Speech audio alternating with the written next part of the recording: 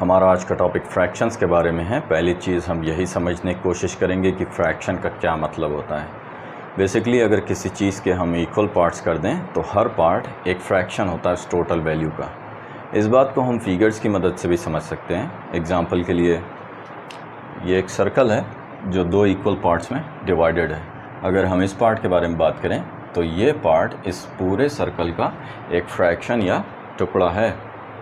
अब ज़रूरी नहीं है कि हम सिर्फ एक ही पार्ट के बारे में बात करें, हम एक से ज़्यादा पार्ट्स के बारे में भी बात कर सकते हैं। एग्जांपल के लिए यहाँ पर सर्कल 4 इक्वल पार्ट्स में डिवाइडेड है और अगर हम इन दो पार्ट्स के बारे में बात करें तो ये दो पार्ट्स भी इस पूरे सर्कल का एक फ्रैक्शन या टुकड़ा है। इसी तरीके से यहाँ पर भी सर्कल 4 इक्वल पार्ट्स में डिवाइडेड है और अगर हम इन चारों पार्ट्स के बारे में बात करें तो ये चारों पार्ट्स भी इस पूरे सर्कल का एक फ्रैक्शन या टुकड़ा है। क्यों? क्योंकि देख सकते हो कि ये सर्कल इन चारों पार्ट से ही तो मिलके बन रहा है, तो फिर ये चारों पार्ट्स क्या हो गए? इस सर्कल का हिस्सा या टुकड़ा। तो यहाँ से हम देख सकते हैं कि फ्रैक्शन का क्या मतलब होता है। फ्रैक्शन का मतलब होता है पार्ट ऑफ होल, यानी कुल में से कुछ हिस्सा। देख सकते हो कि ये चीज़ इस टोटल वैल्यू का एक हिस्सा ही तो थी। ठीक है, एक बार ये बात क्लियर हो जाए कि फ्रैक्शन का क्या मतलब होता है, अगला काम होता है उस फ्रैक्शन की वैल्यू को रिप्रेजेंट करना। फ्रैक्शन की वैल्यू को हम इस तरीके से रिप्रेजेंट करते हैं, यानी पार्ट को हम होल से डिवाइड कर देते हैं। यहाँ पर पार्ट का मतलब है कि कितने इक्वल पार्ट्स की वैल्यू हम बताना चाह रहे हैं, और होल का मतलब है कि किसी चीज़ के कुल कितने इक्वल पार्ट्स किए गए हैं। इस बात को समझने के लिए एक बार फिर से इन फिगर्स को देख लेते हैं। एग्जाम्पल के लिए अगर यहाँ पर हमें शेडेड पार्ट की वैल्यू बतानी हो तो हम देख सकते हैं कि सर्कल दो इक्वल पार्ट्स में डिवाइडेड है और एक पार्ट शेडेड है। तो शेडेड पार्ट की वैल्यू क्या हो गई? 1/2 या हाफ जितनी, यानी इसकी वैल्यू कितनी हो गई? हाफ जितनी या 1/2 जितनी। हम देख सकते हैं कि ये कंप्लीट सर्कल है और यहाँ से लेके यहाँ तक आधा सर्कल या हाफ सर्कल शेडेड है, और वो बात नंबर्स में भी रिप्रेजेंट हो रही है अगर वैल्यूज़ को इस तरीके से लिखा जाए, इसीलिए वैल्यूज़ को इस तरीके से लिखा जाता है। ठीक है, इसी तरीके से अगर यहाँ पर शेडेड पार्ट्स की वैल्यू बतानी हो तो हम देख सकते हैं कि सर्कल 4 इक्वल पार्ट्स में डिवाइडेड है और दो पार्ट शेडेड है। तो शेडेड पार्ट की वैल्यू क्या हो जाएगी? 2/4 या 4 में से 2 हिस्सा शेडेड है। वैल्यूज़ को हम इस तरीके से भी समझ सकते हैं। एक बात और, अगर इसे हम सिंप्लीफाई करें तो आएगा 1/2, जो ये रिप्रेजेंट करता है कि आधा हिस्सा शेडेड है। फिर से हम देख सकते हैं कि ये कंप्लीट सर्कल है और यहाँ से लेके यहाँ तक का आधा सर्कल शेडेड है, और वो बात नंबर्स में भी रिप्रेजेंट हो रही है अगर वैल्यूज़ को इस तरीके से लिखा जाए। इसी तरीके से अगर यहाँ पर शेडेड पार्ट्स की वैल्यू बतानी हो तो हम देख सकते हैं कि सर्कल 4 इक्वल पार्ट्स में डिवाइडेड है और 4 के चारों पार्ट्स शेडेड हैं। तो शेडेड पार्ट की वैल्यू क्या हो जाएगी? 4/4 या 1 कंप्लीट सर्कल जितना।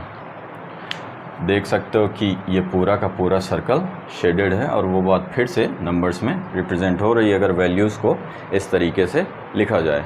इसी तरीके से अगर यहाँ पर शेडेड पार्ट की वैल्यू बतानी हो, हम देख सकते हैं कि सर्कल 3 हिस्से में डिवाइडेड है और एक हिस्सा शेडेड है। तो क्या शेडेड पार्ट की वैल्यू हो जाएगी 1/3? नहीं, शेडेड पार्ट की वैल्यू 1/3 नहीं होगी। क्यों? क्योंकि यहाँ पर सर्कल इक्वल पार्ट्स में डिवाइडेड नहीं है, और अगर हमें फ्रैक्शन की वैल्यू बतानी है तो इस बात को ध्यान में रखना है कि टोटल वैल्यू इक्वल पार्ट्स में डिवाइड होनी चाहिए। हम देख सकते हैं कि ये जो हिस्सा है इन हिस्सों के बराबर नहीं है, ये हिस्से क्या हैं? इससे छोटे हैं। तो इस फ्रैक्शन की अगर वैल्यू बतानी हो तो सही वैल्यू ये नहीं होगी, ये गलत वैल्यू। हालांकि ये चीज़ इस टोटल सर्कल का एक फ्रैक्शन तो है, लेकिन उसकी वैल्यू अगर हम इस तरीके से लिखें तो ये गलत वैल्यू होगी। क्यों? क्योंकि ये सर्कल इक्वल पार्ट्स में नहीं डिवाइडेड है। अगर इसे हम मिटा दें तो हम देख सकते हैं कि अब इक्वल पार्ट्स में डिवाइडेड है, इसलिए सही वैल्यू क्या होगी? 1/2। तो इस बात को ध्यान में रखना है कि अगर हमें फ्रैक्शन की वैल्यू बतानी है तो टोटल वैल्यू इक्वल पार्ट्स में डिवाइड होनी चाहिए, यानी इस बात को ध्यान में रखना है। ठीक है, एक बात और, अगर वैल्यूज़ को हम इस तरीके से लिखते हैं तो ऊपर वाली वैल्यू को न्यूमरेटर कहा जाता है और नीचे वाली वैल्यू को डिनोमिनेटर कहा जाता है। एक और इम्पॉर्टेंट चीज़ जो यहाँ थर्ड फिगर से हम नोटिस कर सकते हैं वो ये कि अगर किसी चीज़ के कुछ पार्ट्स किए जाएँ तो वहाँ से मैक्सिमम उतने ही पार्ट्स लिए जा सकते हैं या शेड किए जा सकते हैं जितने पार्ट्स किए गए हैं। एग्जाम्पल के लिए यहाँ सर्कल को 4 इक्वल पार्ट्स में डिवाइड किया गया था, तो कितने पार्ट्स फिर शेड किए जा सकते हैं? उतने ही पार्ट्स, यानी 4 ही पार्ट्स, उससे ज़्यादा हम नहीं कर सकते हैं। एग्जाम्पल के लिए मान लेते हैं कि अगर ये कोई पिज़्ज़ा होता जो 4 पार्ट्स में डिवाइडेड होता, तो वहाँ से कितना हिस्सा लिया जा सकता है? 4 ही हिस्सा। पिज़्ज़ा 4 हिस्से में डिवाइडेड है तो हम 4 ही हिस्सा ले सकते हैं, 4 से ज़्यादा हिस्सा तो नहीं ले सकते हैं ना। और उस बात को हम कैसे लिख सकते हैं? इस तरीके से, यानी 4 हिस्से में पिज़्ज़ा डिवाइडेड था और 4 का चारों हिस्सा ले लिया गया है, ठीक है। 5वां हिस्सा हम ले नहीं सकते हैं, ठीक है। तो अगर ये बात क्लियर हो तो ज़रा इन एग्जांपल्स पे गौर करना।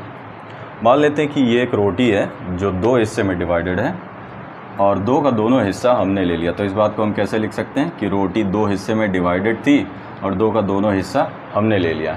इसी तरीके से अगली रोटी, वो भी 2 हिस्से में डिवाइडेड थी और 2 का दोनों हिस्सा हमने ले लिया। तो इसे कैसे लिख सकते हैं? इसे लिख सकते हैं कि 2 हिस्से में डिवाइडेड थी और 2 का दोनों हिस्सा हमने ले लिया। अब क्योंकि ये सारा हिस्सा हमने लिया तो हमने टोटल कितना हिस्सा ले लिया, इसके लिए वैल्यूज़ को ऐड कर लेंगे। ऐड करके आएगा 4/2।